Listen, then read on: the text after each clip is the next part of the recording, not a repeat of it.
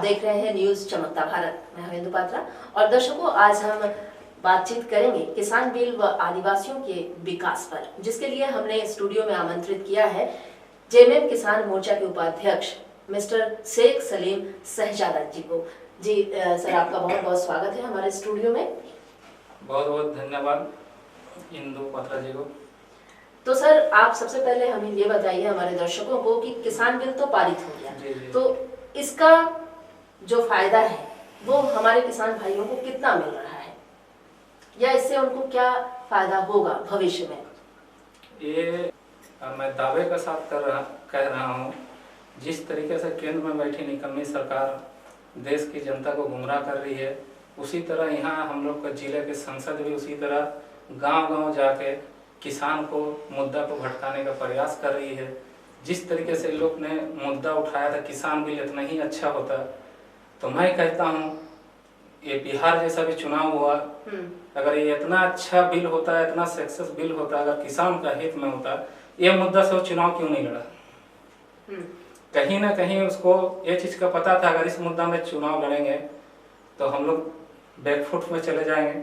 उसका खाता भी इस मुद्दा में चुनाव लड़ता किसान का मुद्दा से, तो वो मतलब जीरो भी, मतलब अपना खाता भी बिहार में खुला नहीं पाता। हम ये दावे का साथ कहना चाहते हैं, और इस बात का हम स्पष्ट रूप से कहना चाहते हैं, आज जैसा हम लोग का यहाँ माननीय मंत्री अर्जुन मुंडा जी है, आदिवासी कल्याण मंत्री, 18 महीना ये देश का जनजाति मामला मंत्री बन के आज तक क्या आदिवासी का विकास किया है आज तक? इसको माननीय मंत्री जी को जवाब देना चाहिए। जवाब ये देना चाहिए, आज देखिए जो मुद्दा को भटकाने के लिए वो जिस का मंत्री बना हुआ जिस पद का, उसका बात नहीं करके वो किसान का हित का बात करता है। पहले आप अपना जो विभाग संभाल रहे, आप 18 महीना में क्या काम किए उसका जवाब दीजिए। जनता बुड़बक नहीं है, झारखंड का जनता समझदार है, भाजपा की राजनीति को झारखंड की जनता ने समझ चुकी है, इसीलिए यहाँ से उसका सुपड़ा साफ हो चुकी है पूरा कोहलाम से, और आने वाला दिन में निश्चित रूप से पूरा झारखंड से इसका खाता भी खुलने वाला नहीं है।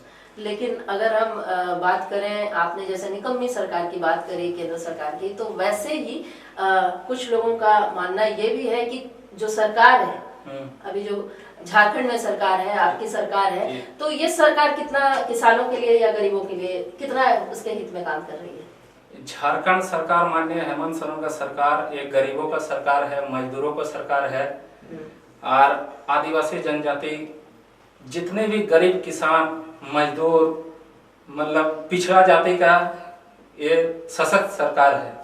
तो किस तरह के पहल किए जा रहे हैं आपके सरकार के द्वारा? मेरे सरकार में अभी देखिए, जैसे आदिवासी का सरना कोड लागू हुआ है, ये झारखंड सरकार का हेमंत सोरेन को मैं तहे दिल से धन्यवाद देना चाहता हूँ ऐतिहासिक फैसला के लिए। आज पूरा झारखंड में खुशी का माहौल है। आज मान लीजिए 18-20 साल हो गया झारखंड राज्य को अलग होके, उसमें से 16 साल वो सत्ता में राज किया।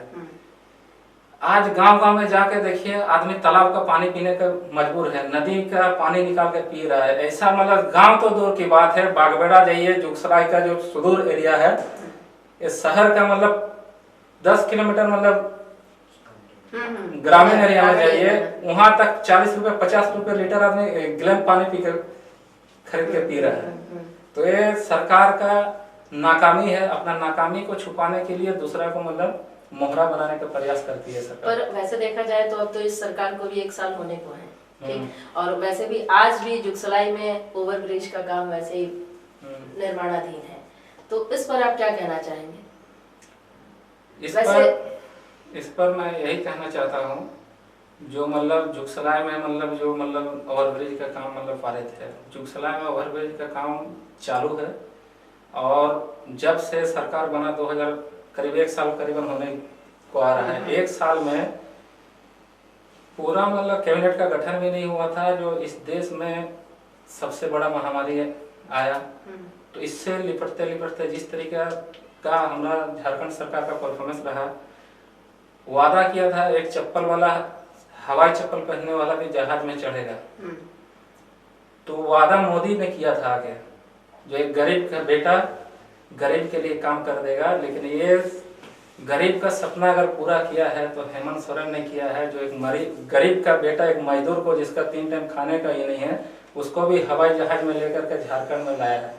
कोई भी झारखंड का, पूरा देश में कोई भी मुख्यमंत्री ऐसा परफॉर्मेंस नहीं कर सका है। आने वाला दिन में भी मैं ये उम्मीद करता हूँ हेमंत सोरेन बहुत ही सशक्त काम करेंगे और गरीब, मजदूर, किसान का हित में ही काम करेंगे। तो अब जो वो मजदूर आ गए हैं, अब वो यहाँ है, ठीक है, तो अब उनके लिए आपकी क्या व्यवस्था है, किस तरह की योजनाएं हैं सरकार के द्वारा ताकि वो यही कमा सके, खा सके? यही कमा सके, इसका जैसा बहुत सारी योजना लागू किए हैं, अभी धरातल में उतर रहे हैं, लेकिन किसी कारण अभी तक मतलब जमीनी स्तर पर उतर नहीं पाया। बहुत सा जगह उतर गए हैं, क्योंकि लाना बड़ी बात नहीं है, उनके भरण पोषण का भी ध्यान रखना बहुत जरूरी है। कोरोना का काल में सभी को मतलब ये सरकार गरीब हो, अमीर हो, सभी का साथ डट के खड़ा हुआ है।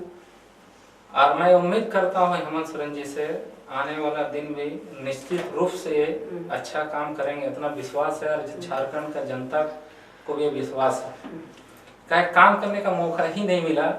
और जिस तरीके से झारखंड का सत्ता परिवर्तन हुआ है, उस वक्त ये पूरा मतलब ट्रेजरी खाली था, सभी को पता है। उसका बाद इसका जब रणनीति बना कैसे क्या विकास का ही करने लगा, तो इस देश में सबसे बड़ा महामारी आया।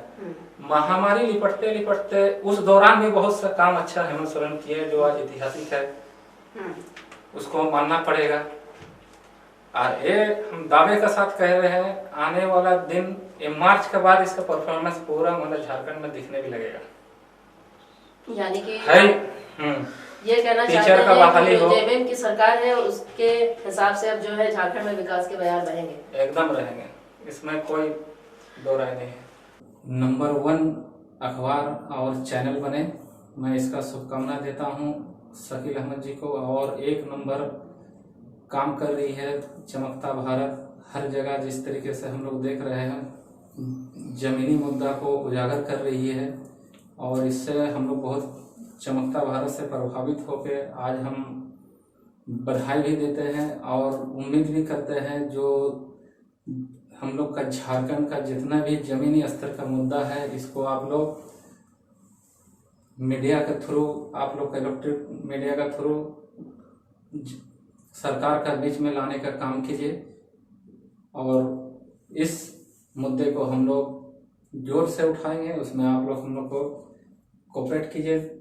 और मैं देख रहा हूँ पूरे अभी जिला में सबसे जमीनी स्तर पर अगर कोई काम कर रही है चमकता भारत, बहुत ही अच्छा न्यूज चैनल है, बहुत ही अच्छी काम कर रही है। इसके लिए इसके एमडी को भी तहे दिल से बहुत बहुत धन्यवाद देता हूँ। और इसके जितने भी पत्रकार बंधु हैं सभी को जोहार।